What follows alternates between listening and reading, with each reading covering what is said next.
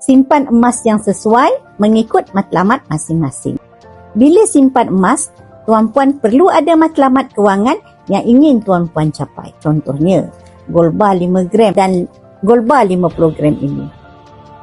Mana satu simpanan yang lebih baik? Pilihan yang terbaik bergantung kepada matlamat tuan-puan. Jika matlamat tuan-puan adalah untuk tunaikan haji, simpanan untuk berkahwin, deposit beli rumah, yang mana tuan-puan perlu buat bayaran sekaligus, gold bar 50 gram adalah pilihan yang lebih sesuai untuk tuan-puan memaksimumkan keuntungan. Tetapi, jika matlamat tuan-puan adalah untuk menggunakan wang yang sedikit seperti simpanan kecemasan atau tabung pendidikan anak-anak, gold bar 5 gram ini adalah lebih sesuai. Sebab tuan-puan tidak perlu jual atau pajak emas dalam jumlah yang besar. Dengan simpanan serendah RM100 menggunakan akaun Gap, tuan-puan boleh kumpul gram emas sedikit demi sedikit hingga tuan-puan capai gram emas yang tuan-puan mahukan, sama ada 5 gram ataupun 50 gram gold bar ini. Tuan-puan boleh menabung mengikut bajet tuan-puan sendiri. Kerana simpanan di akaun Gap ini, ia tiada komitmen dan tiada cas simpanan. Nak mula menabung emas di Public Gold, tuan-puan boleh rujuk penuh dosa di profil, melangkah daftar akaun Public Gold. Ia akan bimbing tuan-puan dalam cara dan langkah-langkah simpanan emas yang terbaik untuk tuan-puan.